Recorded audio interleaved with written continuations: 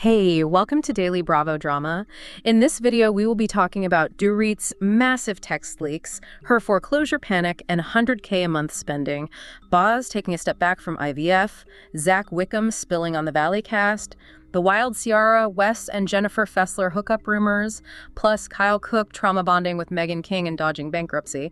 We'll cover everything coming up in this audio.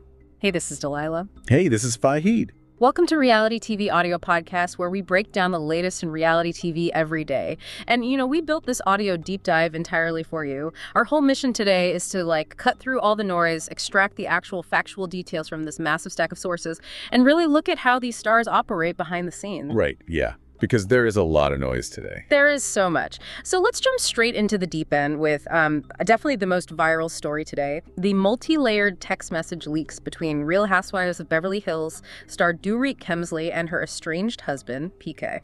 Oh, man. Looking at these April 1st messages, the ones obtained by TMZ, you were essentially watching this high-stakes financial thriller just play out over SMS. Yeah, literally. Doria initiates the exchange by saying she doesn't care that PK has his new girlfriend around, Tatiana Karkulova. She claims Tatiana should just be able to handle PK acting like an adult and, speaking to his ex-wife. Which is such a loaded way to start a conversation. And PK, immediately defends Tatiana, right? Yeah. He calls her a successful, worldly woman who wants open communication. Right, exactly. But he doesn't even linger on the relationship stuff. He uses that tiny opening to just pivot directly into DORIT's spending habits. He explicitly calls out nearly $1 million in luxury clothing purchases while their mortgage is just sitting unpaid. Yeah, he texts her that her numbers present as someone with a major shopping problem, or, someone who has access to hidden money that he doesn't know about. He even targets this $30,000 airfare bill to Paris. $30,000 for airfare. That's just wild. It is. And he also accuses her of, fabricating narratives for the public. He claims she faked stories about being taken to Mexico by other men just to manufacture jealousy. Oh, wow. Yeah. And he points out that credit card statements prove she actually paid for the trip herself. Wait, she paid for the trip herself? That's so embarrassing. And DORIT's response is just to dismiss him entirely.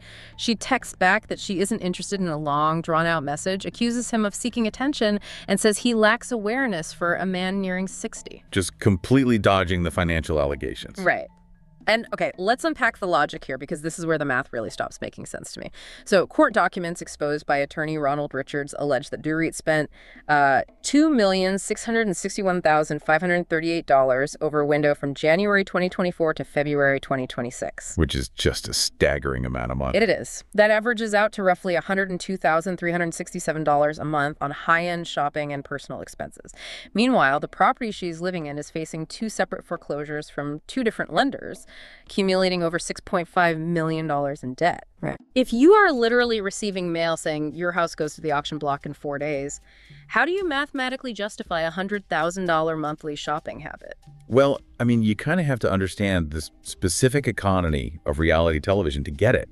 For a cast member on a show that is entirely centered around extreme wealth, the luxury lifestyle is not just a perk, it's the product they are selling. Okay, right. That makes sense. So if DORIT stops wearing designer labels and projecting that wealth, she risks losing her spot on the show. And that show might be her primary mechanism for generating the income she needs to actually tackle that $6.5 million debt. It's this terrifying cycle. Wow, yeah. You have to spend astronomical amounts of money just to maintain the platform that pays your bills. Exactly. That makes the stakes incredibly high. And PK's filings actually claim the situation has crossed over into extortion now. Right, yeah, the $50K demands. Yeah. He alleges DORIT is demanding $50,000 payments to stop her from playing dirty games, exposing him, and harming his reputation and his girlfriend. When PK suggested they move back in together to pool resources and, survive the financial collapse, DORIT reportedly replied, and I quote, "over my fucking dead body." The disconnect from the looming reality is just severe. Look at the subsequent text from April 26th. DORIT is panicking over a physical letter stating the house will be auctioned on April 30th. Right. She demands to know why the arrears haven't been paid, and PK just casually dismisses the auction notice as a fake email or a misread document, telling her to just sign the fast-track agreements they've been given to resolve it. And she fires back by calling him an addict whose goodwill has completely run out. Yeah. And, we are presenting these filings strictly as they are alleged in the court documents. We're taking no sides between the two of them. But stepping back and looking at the sheer volume of chaos, millions in debt, $30,000 flights, imminent auction notices, it is objectively staggering. Oh, absolutely. It's a masterclass in crisis denial. The instinct is to just double down on the conflict rather than address the structural collapse of their finances. But, this type of extreme deflection provides a really fascinating contrast when you look at how other cast members are handling very genuine, unscripted life crises right now. That is a crucial distinction, actually, because we're going to pivot from the superficial financial drama of DORIT's world to an incredibly grounded update from another Beverly Hills cast member, Uzoma St. John, or Boz. Right. She recently appeared on Heather McDonald's Juicy Scoop and shared that she is hitting pause on her fertility journey with her fiancé, Keely Watson, until after their weddings. Yeah, and the transparency she offered about the mechanics of IVF was just vital. She explained that she's physically cleared for the process. Right, her body is ready. Exactly. But psychologically, she hasn't yet tackled the underlying grief and terror associated with carrying a child. She even admitted she's considering egg donors or surrogates because she just might not want to carry the baby herself. And the history behind that fear is so profound. She discussed the trauma of losing her child, Eve. Boz developed severe preeclampsia during the pregnancy, which led to Eve being born prematurely. And Eve spent 6 weeks in the NICU before passing away. Which is just heartbreaking. It really is. And Boz openly acknowledges that this trauma, which ultimately factored into her divorce a year later, makes the prospect of carrying another child terrifying for her. Yeah, I mean, think about this in the context of treating a physical sports injury. You would never attempt to run a marathon on a broken leg. You have to rehabilitate the bone, allow it to set, and regain your strength. That's a really good analogy. Thanks. Yeah, Boz is acknowledging that she sustained severe psychological fractures from an unimaginable loss. She recognizes the need to heal those fractures before subjecting her body and mind to the grueling marathon that is an IVF pregnancy. It's an incredibly self-aware and protective decision. I am curious, though, how difficult it is to make that decision publicly, because there is so much societal pressure in the fertility industry for women to just push through and try again. Her willingness to say, my body is ready, but my mind is not, it really disrupts the typical reality TV narrative. It really does, because usually cast members try to hide their real pain behind manufactured drama. Exactly. It redefines strengths for the audience. Instead of just performing resilience, she is modeling actual healing, which is a really rare commodity in this ecosystem. Before we hit Jersey, a quick shout out to our listener, Sarah from Chicago, who asked us to keep tabs on the Bravo kids growing up. And a fun fact for you. Did you know the sorority Sigma Tau Delta is actually an international English honor society? Keep that in mind for this next story. That's awesome. And the concept of the Bravo kids growing up perfectly sets the stage for our look at the Giudice family. Because the unwritten rule of early reality television was that the children of cast members were completely off limits. Right, they were just background players. Exactly. But today, that dynamic has been entirely inverted. Oh, 100%. We saw this play out recently on Gia Giudice's podcast, Casual Chaos. Gia and her mom, Teresa, spent an episode bashing former co-star Margaret Josephs. And the catalyst was Margaret purchasing a horse painting from Danielle Staub's house during an auction. Over a horse painting? Literally a horse painting. Teresa asked Gia if she would ever buy something from the home of an enemy. And Gia responded that Margaret must have a couple screws loose. She suggested Margaret only bought it to stare at the horse and obsess over her ruined friendship with Danielle. And Teresa agreed, asking, who does that? Yeah, and the reaction to this podcast was immediate. An insider spoke to Reality Blurb and pointed out the shifting mechanics of reality TV fame here. They noted that Gia is no longer a Teflon child. Oh, right. Yeah, in the industry, a Teflon child is a minor cast member whose actions just slide off without criticism because they are kids caught in their parents' crossfire. But the insider argued that because Gia has her own apartment, her own podcast, and actively enters the arena to throw shade, she has forfeited that protective shield. That makes total sense. The insider also called out the hypocrisy of Teresa's branding, which I thought was super interesting. Teresa heavily promotes this zen, peaceful, no-hate lifestyle. Yeah, she sits on a microphone with her daughter to hurl negativity at someone who isn't even on the cast anymore. Oh, the irony is thick. And the contrast within the family branding becomes even more apparent when you look at Teresa's other daughter, Melania. Yes, Melania. She just wrapped up her sophomore year at the University of Tampa. She actually won the biggest risk award at her Sigma Tau Delta Formal, which ties right back to that English Honor Society fact. Full circle. Yep. She came home for the summer, reunited with her dogs, and debuted some new tattoos. And the tattoos are quite the statement.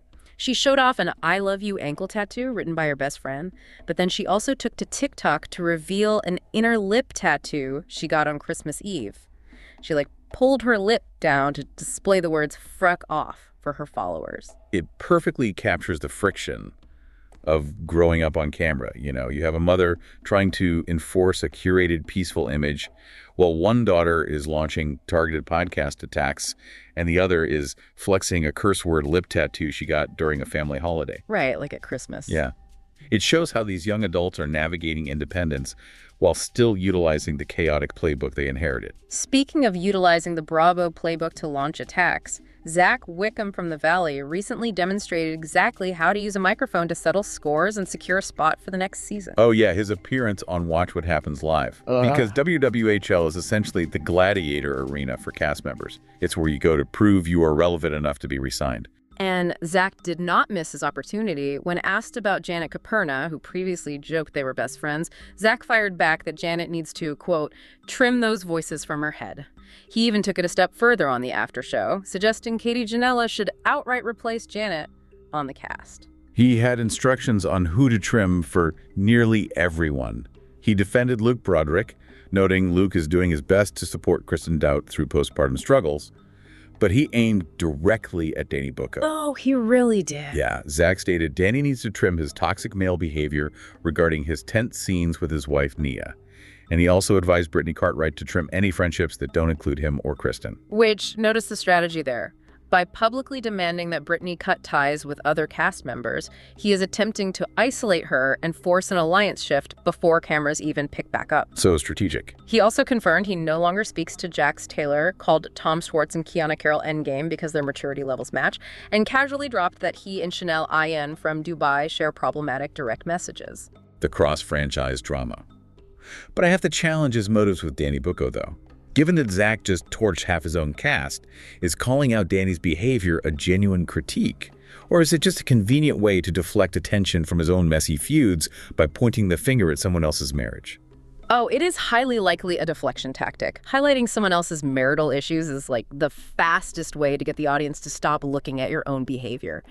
But while Zach is playing strategic games with his cast, it really pales in comparison to the absolute cross-franchise meltdown happening with the Summer House crew right now. Yes. The situation is the definition of a crossover mess. It really is. It started innocently enough at a Vulture event, where former Real Housewives of New Jersey friend Jennifer Fessler was asked about Summer House star Wes Wilson. She defended him, calling him a sweet golden retriever puppy dog who just wanted to have a good time. Which is just a standard PR defense, right? But the situation escalated rapidly when an account on X posted Fessler's quote. Summer House star Ciara Miller replied directly on the Threads platform, writing, "Lol, because they slept together too." I could not believe she posted that. I know. A fan immediately replied to Ciara, pointing out that Jennifer Fessler is 57 years old and has been married for 27 years. But Ciara did not back down. She replied with a cartwheel emoji and posted the infamous Lisa Barlow physically shaking meme. And Jennifer Fessler's reaction was swift and very legal in nature. She posted on her Instagram story that while she was flattered the claim was categorically untrue and defamatory, she threatened a libel lawsuit, noting that spreading lies on social media complicates things legally. She was not messing around. No. The threshold for libel against a public figure requires proving that the statement was false and made with actual malice or reckless disregard for the truth. Fessler clearly felt Ciara crossed that line. But the internet sleuths decided to test that threshold by digging up receipts. They found an old clip from Watch What Happens Live where West openly admitted to a one-time hookup with a woman in her high 50s. And they also unearthed a video from earlier in 2024 showing Fessler and West hanging out. In the video, Fessler is feeding West pizza, laughing, and calling him Messy Wessie. Messy Wessie. And the most bizarre piece of evidence they pulled was Fessler's own 27th anniversary post dedicated to her husband. In it, she joked, You could sleep with West or Amanda and I'd still stay. Wait, what? Yeah. It's an incredibly specific and unusual reference to make in a marital tribute, which obviously only poured gasoline on the rumor mill. That is so strange. And amidst all this, West posted a meme of a confused math lady with the caption, "News to me," tagging Fessler. But on his own podcast, he has admitted that dealing with the fallout of his behavior this season has been the darkest form of therapy. He acknowledged realizing the sheer amount of damage his actions cost his friend group. Yeah. But while West is reflecting on his damage, his co-star Kyle Cook seems determined to distract from his own reality. Kyle was recently interviewed on the streets of New York by reporter Adam Glynn. When asked about West's nude photo, which conveniently leaked the night before the reunion. So convenient. Right. Kyle treated it as a punchline.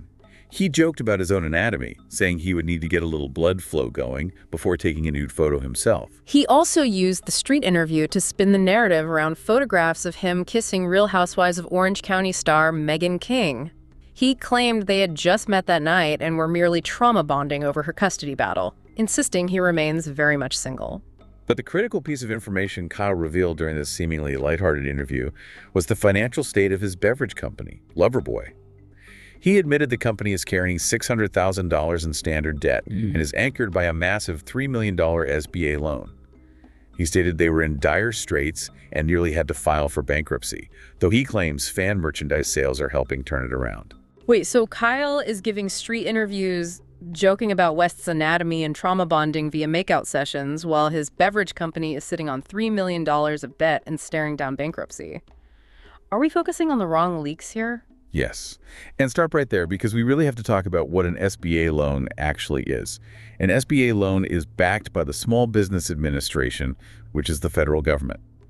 These loans almost always require a personal guarantee, meaning if the business defaults, the government can come after Kyle's personal assets, his home, his bank accounts.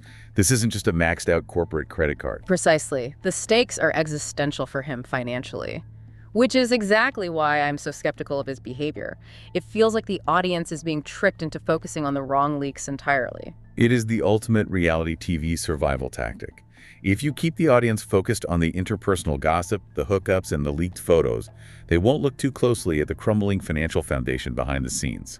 We saw the exact same PR strategy utilized by DORIT and PK at the beginning of our discussion. That's such a good point. Yeah, create a loud enough interpersonal mess, and it drowns out the sound of the auction gavel. It is truly a masterclass in misdirection. We have covered a massive spectrum of reality TV chaos today, from Beverly Hills foreclosure notices and New Jersey lip tattoos to summer house legal threats and multi-million-dollar business debts. It's just wild. The underlying mechanics of how these individuals manage extreme pressure in the public eye is endlessly fascinating. It really is. So, as we wrap up, here's a final thought for you to mull over. Look at how efficiently these reality stars manage to monetize their absolute worst moments. DORIT's leaked, highly damaging text messages instantly become the foundational storyline for her next season, ensuring her paycheck. Kyle Cook openly leverages fan sympathy about his dire $3 million financial collapse to sell branded merchandise and keep his company afloat.